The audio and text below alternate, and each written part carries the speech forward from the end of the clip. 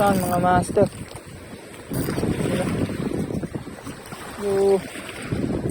Ayos.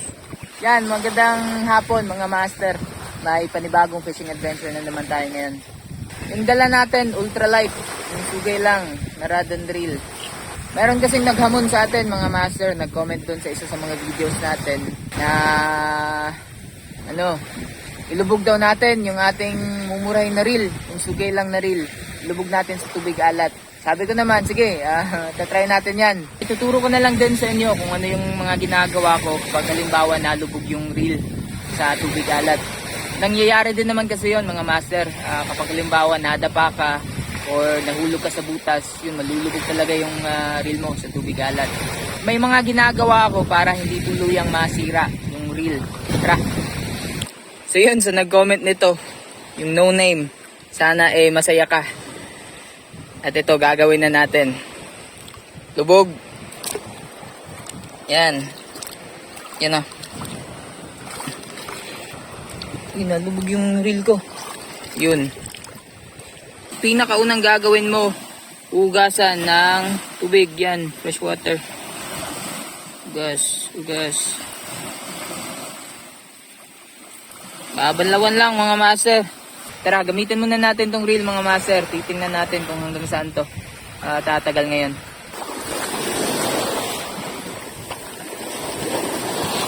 Pupunta siguro tayo agad dun sa Pupunta tayo kaagad dun sa may Marine Sanctuary.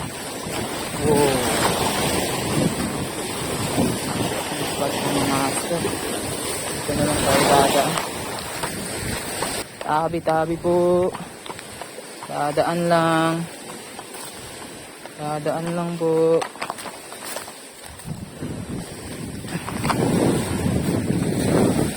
Maraming salamat. Try natin dito mga master.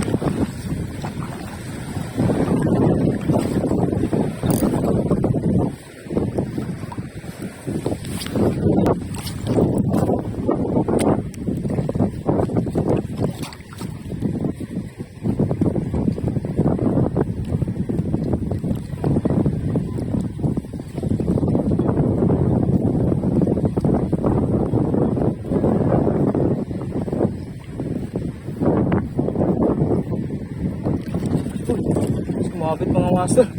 Yun. Balo na maliit. Wala din. Ayan, nandito na tayo sa may Marine Sanctuary mga master. May bakuan na yan.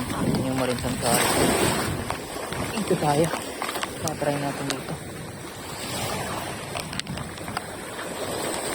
May isda din tong spot nito. Palit na nga pala tayo ng lure. Ito gagamitin natin. Raiden Minnow, 6 grams.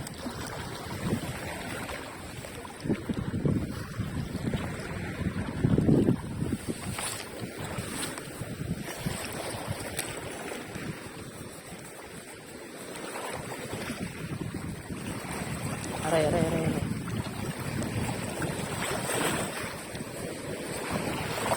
Right. Yun.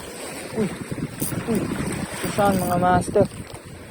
Malaking bugaong to. Ayos. Uy, natatanggal na siya. Natatanggal na. Konti na lang. Paulok kasi mga master yun. Itong bugaong din. Yan. Dali.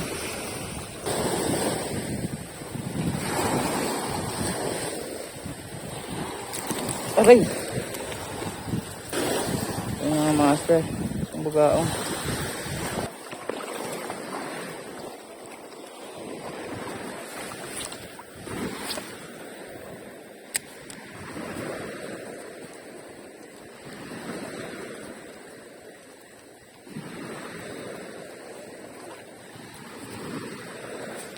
Uy, fish on mga master. Isda kaya ito. Bugaong na naman. Uy. Yun. Yung spot snapper. Ayun na.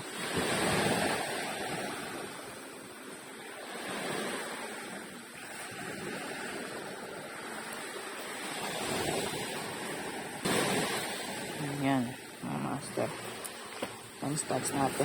Tip natin yan. Mamamatay din kasi yan, ha? Yan. Sobrang smooth pa rin ng ating reel. Yan, ha? Lublubuli natin mga master. Yan, ha? Yan.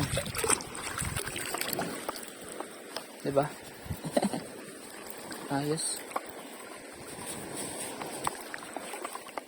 Agis.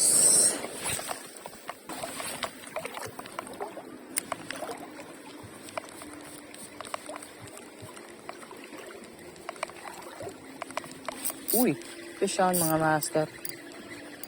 Ayun, bugaong to. Sobrang likot.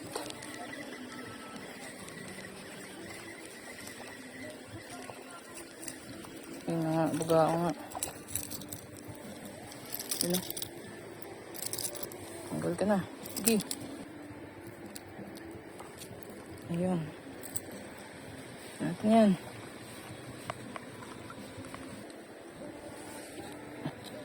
Ayun. Na mga master. Ganda. Yan. Nandito na tayo sa may bakawan mga master. Tara. Uuwi na tayo. Yan. Kita-kits na lang tayo sa bahay mamaya mga master. Yan at narating na tayo sa bahay mga master. So yung reel. Yung ikot niya. Okay pa naman mga master, gusto na gusto pa naman yung ikot niya. Ang problema nga lang nito, pag di natin ito babaklasin, papabayaan lang natin, huhugasan lang natin, sigurado magkakalawang yung loob nito. Yung bearings, kapag yun nagkalawang, wala na, hindi naiikot ng maganda yung reel mo. Kung matalsikan naman ng tubig alat, okay lang naman yun. Konting banlaw lang ng fresh water, goods na yun. Pero kapag nalubog talaga, lalo na kapag mumurahin na reel, kailangan mo talagang baklasin pagdating mo sa bahay. Pero hindi ko pa ito mababaklas ngayon, mga master. Bukas na siguro natin gagawin yun. Yung baklas video, gagawin lang natin yung separate video, mga master. Yun na nga, konti lang yung nadala natin, tapos maliliit pa. Bayaan nyo, babawi ako sa susunod. Pupunta tayo sa ibang fishing spots. Again, mga master, huwag niyong kalimutan na i-like yung ating video at kita-kits sa susunod na fishing adventure.